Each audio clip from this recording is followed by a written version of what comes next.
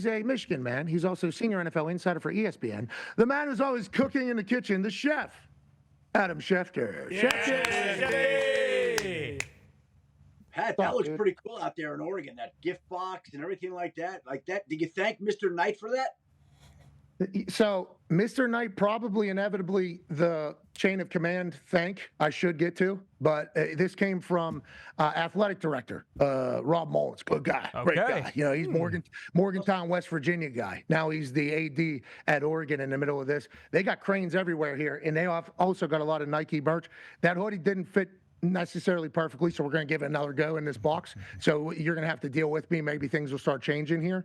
But we need to talk about what's going on in Philly. Weird. This feels weird. Now, we believe in Sirianni being able to kind of, right the ship. Devontae Smith, A.J. Brown, there was a lot of alleged issues last year. I think something was even said on radio about a potential issue that happened. And then when they win the Super Bowl, Devontae Smith and A.J. Brown are the ones dumping the Gatorade on Nick Sirianni, actually. So he, former wide receiver, feels like he had to do a good job last year as they became a run-dominant team to win a Super Bowl to keep everybody going the same direction. Is this carryover from last year? What do you think is going on over there? And how do you feel about the state of the Philadelphia Eagles right now?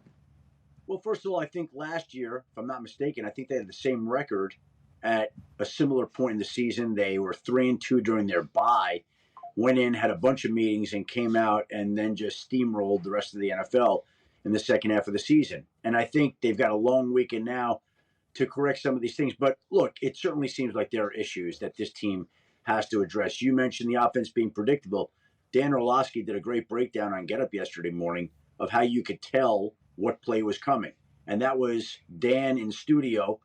And you can only imagine what it's like for other defensive coaches and coordinators to figure it out, how Saquon lining up next to Jalen Hurts or right behind him usually was an indication of whether it was a running play or a passing play. They'd become predictable. You heard Lane Johnson after the game say they had become predictable on offense. And I just think that this is not to blame Kevin Patullo, the new offensive coordinator. I just think that that's a tough job to do. There are 32 of them in the NFL, and there's an art to calling plays in the NFL. And there aren't a lot of great play callers, and it's not something you just pick up even if the personnel and the talent is really strong and just think you're going to come out rolling. Just think of anybody starting any job.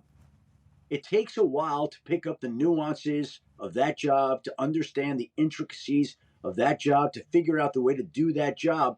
And I think Kevin Patullo is in the process of learning that. But the issue is that we live in a world where every action is scrutinized, criticized, debated, and they're living in a world where they set the bar so high. They've won, 20 of the last 22 games now, 21 of 23. So even when they lose, they come under the scrutiny because there are questions, there are issues that are real. But I think they've got some things going on the offense side of the football that have just spread out and affected the team and affected the way they've performed. And so far, it's been a disappointing start.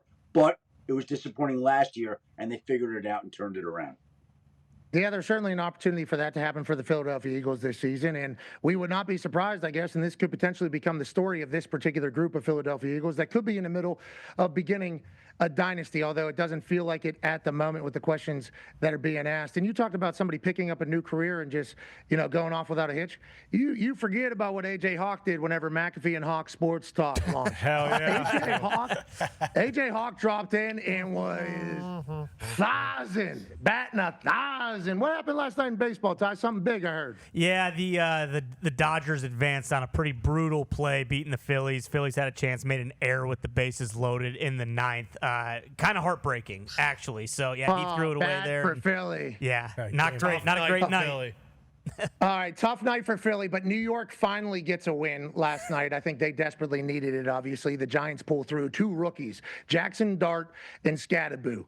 4, 4, and 6 are all over everybody's timeline right now. And there's highlights from Skattebo whenever he was in high school doing the same shit he's doing right now. This dude has been a rolling ball of bust your ass since he started playing football. His mom told a story on College Game Day whenever we did a feature on him about him taking his brother's pads and running into telephone poles. Last year when I learned of this man, and more specifically, the size of his head, okay, his head size, he's like A.J. Hawk. talk. He utilizes his head as a weapon because it actually is. It's bigger, it's tougher, it's thicker, I think, than most folks. And he utilizes that. And he is a dog. There he is. There we go. He's an absolute dog. At Arizona State, he was electrifying. And everybody was like, well, his size, with the way he plays, he can't be Mike Allstar at that size. And then you hear his teammates talk about it. He's like, this guy's an idiot, but he's the man. He might be the Rob Gronkowski of running backs. Actually, like he seems to have a football IQ that's like through the roof, an infectious personality, and everywhere he goes is seemingly having success. This guy is a dog through and through, and his dad, I think, owns a pest control company. Okay, so you're talking blue collar, absolute dog. Literally generational, and he is entertaining to watch, and so is Jackson Dart. Can you talk a little bit about how special this Giants team is? And follow up, why didn't we have Jackson Dart starting at the beginning of the season? Schefter, why did we not know at the time that he was the guy? A few things here. First of all, these two guys have brought an incredible amount of juice. All of a sudden, a few weeks ago, Malik Neighbors tears his ACL. Everybody thinks the season's over. They're left for dead. And now it looks like this franchise has been infused with juice. Jackson Dart has got so much swag to him and so much confidence that I don't even know that he realizes that he shouldn't be going out and beating the defending Super Bowl champions, but he did. Cam Skattebo runs like he's a character out of the Flintstones. And to me, you could start calling the guy Bam Bam Cam Skattebo right now. Okay, Schefter. Okay, Schefter. Bam, bam, Cam. Bam, bam, Cam. Bam, bam, Cam. Make sure you get credit for that, Schefty. TM. Yeah, that's not a bad name. That's not a bad name. Bam, bam, Cam, Skattebo. I like the way it comes out right there. Bam, bam, Cam, Skattebo. Yeah, I like it. The Flintstones, right out of, what do they call that? The town that Bedrock. Bedrock. Yeah, come on, bro. Bedrock. Straight out of Bedrock. And that guy runs hard. And yeah, Mike Allstott is a great comparison. But he looks like he wants to just run you over. He's the human tush push, is what he is. Like the Eagles have a whole unit going. This guy pushes everybody by himself and just runs over people. Like this is Zach Bond right there. Zach Bond is an all-pro linebacker, and it's like, get out of my way. So these two guys, these two rookies, boom, they have just filled this team with energy. And if the Giants, just think about this. I know there's so many games in the NFL that go this way, but they were in Dallas. They went to overtime. They could have and should have won that game. They'd be 3-3 right now, and we will be talking about them and saying, could they win the NFC East? That's what you'd be talking about if they had won the game in Dallas. But they didn't. Bam, Cam, Skattebo. The human push. This dude is unbelievable. Yeah. Yeah, you're talking about a three. If they were 3-3, with these two rookies being the conversation piece and seemingly being perfect for each other, but not just each other, they're perfect for Daboll. Okay, we obviously have seen how Daboll operates with Hard Knocks. We respect the way he runs those meetings, how he runs his kind of draft evaluation process. I've gotten a chance to chat with him whenever he was in town for the combine. Feels like he is a guy that is very similar. He's a football guy through and through. Everybody said he has this incredible ability to bring out the best in people, and then we've seen it not really work at the New York Football Giants for whatever reason. And then obviously Hard Knocks opens up, and we learn even more about him and the entire operation, entire process. And then Saquon does his thing. It's been a dump on the Giants operation process for some time now, I would say, from a lot of different people. Daboll feels like he's got these two sons. Okay, it feels like they are maybe his boys. These are Daboll's boys right here, Cam Skattebo and Jackson Dart.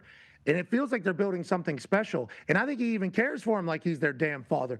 And last night, Daboll maybe ended up in some shit. Are we thinking that he's maybe he's going to be in some stuff for some stuff that happened last night, even though they get a big win? There was the incident here where Jackson Dart goes down, and he's hit on the shoulder if you watch the replay, but he has to adjust his mouthpiece and his helmet. This is a better angle of it right here. Hit right there on the shoulder, goes down, his helmet gets dislodged, and it looks like, to the overhead spotter, okay, we got to get this guy in the medical tent. And Jackson Dart goes over to the medical tent. Brian Daboll goes over to the medical tent, which is a no-no. Coach is not allowed in the tent, near the tent, has to stay out of the tent. There he is, peeking his head into the tent. And the NFL said today that it is initiating a review of what occurred last night. Now, Brian Daboll apologized to the head trainer right there for getting heated because the head trainer or the head doctor is trying to be a part of the decision-making process. He doesn't even make the final decision, but he's a part of the team there. And Brian Daboll obviously didn't like what he heard, but he apologized to that man. Go! Say, I'm gonna burn a timeout if I need him back. Like how quick? He said I need to burn a timeout. That was after Russ didn't pick up the 39. He's like, come on. Yeah. Boy, tough In night the for dirt. Russ. Russ throws it in the dirt, gets his ass booed out of the field, and then all of a sudden, the head coach, offensive coordinator goes, "Oh no, where is this? Let's go!"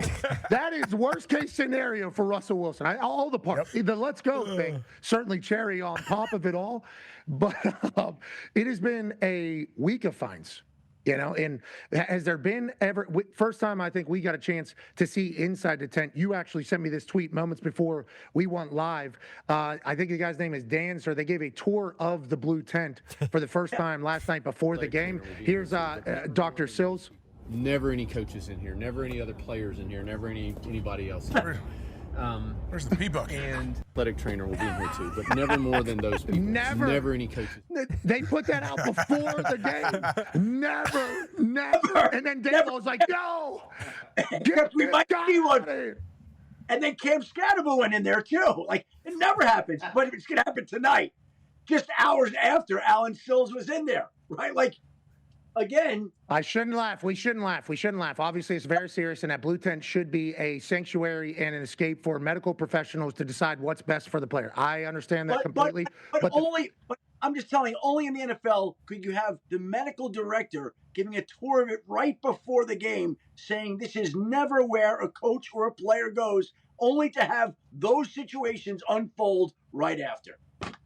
So the NFL obviously going to have to set precedent here with the fine, because I don't think we've ever seen this, as Dr. Sills was alluding to. This never happened. So it's been a week of fines for people, though, from the NFL that aren't players, right? This feels like this is something. Do we know what this could be in the proximity of? Listen, first of all, I don't know how new the blue tents are, but it's not like they've been around forever. So what is it, the last decade or so? And I don't recall a coach going into the tent or going by the tent, and I don't recall a player going in there other than to obviously be checked, which is what it's there for in the first place. And the league takes those issues very seriously. The NFLPA is going to take those issues very seriously. There's a perception here. Look, and we've seen the league this week, totally separate issues. But Jerry Jones makes an accidental gesture to the fans in that very stadium, $250,000. Jonathan Gannon gets fined by his team $100,000 for sideline altercation with Amari DiMercato. So it was a week of fines, and there's going to be something that comes from this, some sort of discipline, whether it's to Brian Daboll alone or Brian Daboll and the team or Brian Daboll and Cam Skattebo, Cam Skattebo. We'll see how this all shakes out, but the NFL obviously has launched a review of this entire situation, and we'll see how it plays out. Make sure you get that in. You got to make sure you get that. Cam Skattebo. That's a good name. Hey, that's a good. I see the shirts already. What was that? Ty, what was that movie? John Goodman was in it, I think. King Ralph? The Human. Wreck-It Ralph? Oh, that was a good movie. Wreck-It Ralph's a good movie. The Flintstone movie. Isn't there like a human one? Oh, yeah. John Goodman was Fred Flintstone. That is correct. Great movie. Yeah, great movie. Okay, so whole summer I watched that movie every day. Great pull. I had a neighbor, that we were sleeping at his house every night. Only had that movie. That was the only movie he had. We watched that thing. That's awesome. Through and through. He was such a good guy. Barney's such a good guy. He takes the test. He takes the test. For Fred and Barney take a test to get a promotion. Okay, and Fred obviously dumb as rocks. He's got a son named Bam Bam. And Barney, this guy's super genius, a little bit of a nerd though. They take this test. Barney feels like he owes Fred. This is such a good story of friendship. So he actually takes Fred's test, puts it in his entry, and takes his test, puts it in Fred's thing. Fred becomes boss. Smartest guy ever stepped foot on the ground. Yep. They promoted him. Yeah. This is the best test score we've ever seen. All of a sudden, Fred gets a little bit too big for his britches. And I'll tell you what, that's a good story of triumph. It's a good story of losing friendship, losing yourself, and then regaining loyalty at the end. That's a good movie. That was a good trip down memory lane there with Bam Bam Cam Skattebo. The amount of photos I think that we could have in branding is a good thing. The human tush push, also not bad. Because we have human torpedo. Obviously, that's been used. Human centipede's been used before. Yeah. Human tush push, I don't think has ever been used. I love everything you're about, Schefter. Today is a great day for you. All right, let's chit-chat about some other things happening around the NFL. Boston Connor has a question for you, Schefty. Yeah, Shefty, speaking of the fines this past week, it's been a tough go for Gannon. And, this isn't his first or second year. This is kind of the prove-it year for the Cardinals. And it was a good start, but now they're heading to Indianapolis with, Kyler, who I believe you reported practiced today, so he might be going, but still a very, very tough test, especially with two coaches who are familiar with each other going back to Philadelphia. But are we looking at a situation where Gannon is kind of on his last legs here? Is this one of those not prove-it games, but massive game, need to beat a big team? And then can you also, real quick, go back and just double-check for me, Bam Bam Cam Skattebo, doesn't he keep his dog bones in the blue tent, so he has to go in there? I can't verify that, but it wouldn't surprise me if that were the case with Bam Bam Cam Skattebo from Bedrock. In regards to the Cardinals, I think the situation that you run into there, the tricky, dangerous spot that they're in right now, to me, is that last week that game was won. If DeMarcado goes in with that touchdown, it's 27-6 with 12 minutes and 42 seconds left in the fourth quarter. The game is over. They've won the game. They lose a game that never should have happened, right? This play is going to be replayed for a long period of time.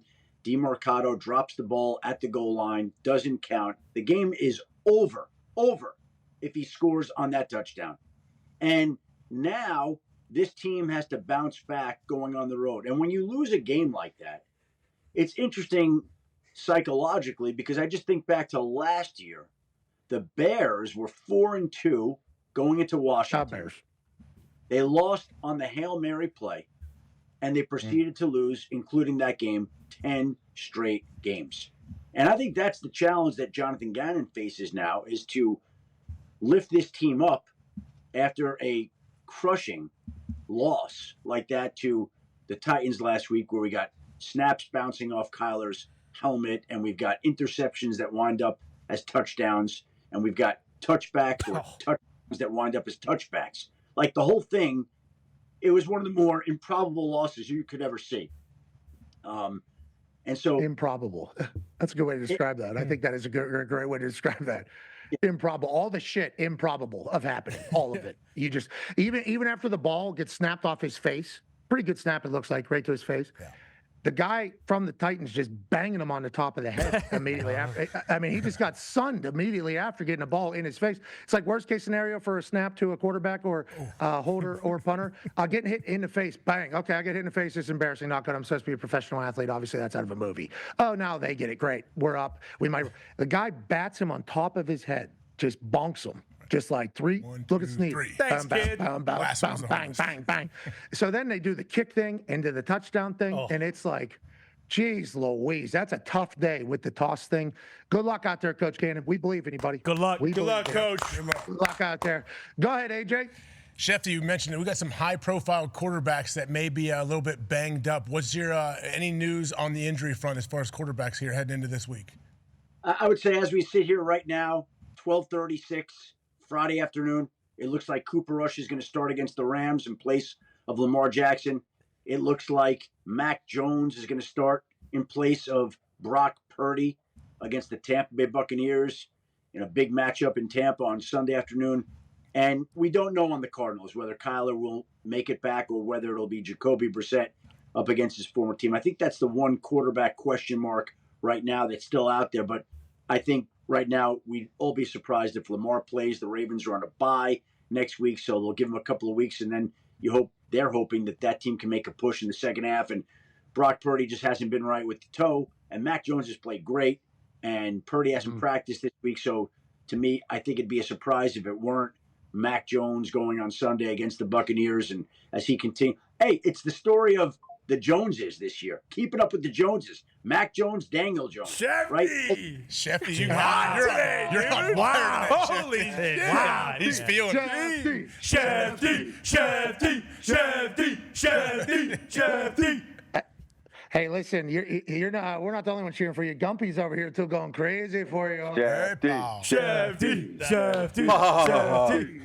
That's a good camera. He fits perfect out here. He fits perfect out here with that beard and the head. Obviously, we're back here in the Pacific Northwest, so obviously he loves it. Shefty, it is keeping up with the Joneses, and it's going to be tough to keep up with Daniel Jones, brother. Okay, Indiana Jones, brother. He's doing his thing. You mentioned on Monday it felt like Lamar wasn't going to play this week because of the bye week kind of forecast ahead. You kind of, I don't want to say lean that way, but that's what you were kind of saying to us on Monday.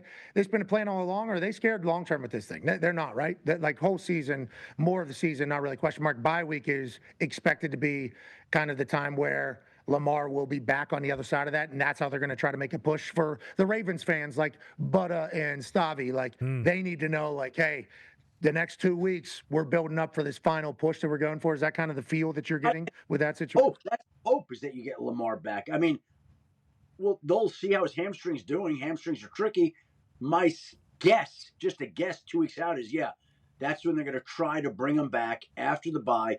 And this team will hope to get back more reinforcements. They've lost so many players along the way. Some guys aren't going to be back. Obviously, they lose Nnamdi Madubuike last week into a season-ending neck injury, and that is crushing to the pass rush. But at some point in time here, like if the losses keep piling up, for one of the rare times, the Ravens may turn out to be sellers at the trade deadline. We already saw them deal Odafe Owe on Tuesday to the Chargers. They get back a safety. There were some draft picks involved, but you wonder if they'll wind up trading away a couple more players. Like they have 2 tight ends. Is there a team out there that needs tight ends? We'll see how. What's going on? You haven't noticed? He's an artist. He's an artist over there. Yeah, Scorsese going on right now, brother. I don't know if you know what's really happening right here in front of your eyes. Okay. So whenever you're on this show, you got to know that there's a chance that any of these angles could be live in real time. But what you're saying, I think, makes a lot of sense for all us NFL fans as we Scorsese our way to a daytime. What's the bad award called? A Jizzy? A Riz? What is it called? Jizzy, you got it. Yeah, Jizzy, I think. The big Jizzy is the big one. That's not what it is. It's a Razzie. What's it? Razzie is a what it's called? Razzie. We're trying to earn one of those, Schefter, so we apologize for the camera cuts, A little WWE, so you can't see how the magic is made, Try to do a little bit of that. Speaking of magic, I felt like there was a lot of business magic happening around the NFL. Trades galore seemingly came out of nowhere. Tone has a question for you, Shefty. Yeah, Schefter, you talked about the Ravens there, and the Jags and the Browns have been involved in trades. The Bengals, the Chargers. It feels like it's more active early now than it has been in the past. Does that mean that it could be more active around the actual trade deadline as well? Well, if we go back and look, and my great researcher Evan Kaplan from ESPN sent me a number on this because I asked him to look into it for me. But back in 2015, in the month of October, leading up to the trade deadline, so we're talking 10 years ago, there were 4 trades. The next year, there were 5. That gives you an idea of what the league used to be a decade ago. Last year, in the month of October, leading up to the trade deadline, there were 18. Sheesh. 18 last year. Now, quadruple. Earlier in the week, I figured, we'll get about a dozen before, but I may be low on that now. Like there have been at least 12 trades in the month of October for each of the last 5 years. Damn. And we're off to a flying start. So I think we're going to see a lot more activity, and I won't be surprised if in the month of October we get 20 trades altogether. Wow. You know what happens here? All these teams, they start seeing the other teams making trades, and they want to get in the action. They want to make some trades, and teams win a game or two. They want to make some trades. Everybody wants to make trades, and so we're going to see some action by the Tuesday, November 4th trade deadline. We're selling, we're buying. I like that. The Indianapolis Colts just restructured Kenny Moore's contract. I think freed up like $3.8 million. Trey Hendrickson's coming to the Indianapolis Colts with Lou Anarumo. Lou Anarumo is bringing back the entire Funky Bunch. Makes Holy sense. shit. I haven't heard that, but you never know. Look, the Colts are going to want to make some moves if they keep winning games like this, they are the number 1 seed in the AFC as of today. And if they keep rolling like that, it wouldn't surprise me if they tried to bring in more help. What seed? Number one seed in the AFC as of right now. Nice. Gotta update that one. Wow. Man, Steichen did coach in Philly. There's a receiver in Philly, too, that might be unhappy. I don't know. A.J. Brown. Yeah, that would be all you can eat out here, brother. Daniel Dimes is a delivery man. Basically, he makes everybody happy. And DoorDash. we can certainly go on and we appreciate. He is DoorDash, Danny Dimes. Oh, keeping up with the Joneses. I mean, everything that's happening out here right now is amazing. From the human tush push all the way to the Bam Bam Cam Skattebo, then all the way through keeping up with the Joneses. What else did you say? You said something else in there that was pretty brandable worthy. I don't know. Feels like you're The really in human your tush bag today, push, did you Schefter. say that? Yeah, we hit that. Yeah. There's so All for the many. brand. The centipede. He's full of them. Human centipede. What did you say about centipede, Schefter? Yeah, you've seen that, right? Centipede? I didn't say anything about a centipede. Don't lie. No, I think he did. I heard it. Didn't I hear it? It was Yeah, on the I thought show. he said I think he said Human the tush centipede. push looks like human centipede. Yeah. Yeah. Okay, that's cool, you Schefter. I didn't know you knew that about that. Ladies and gentlemen, the legend, Adam Schefter. He's laughing.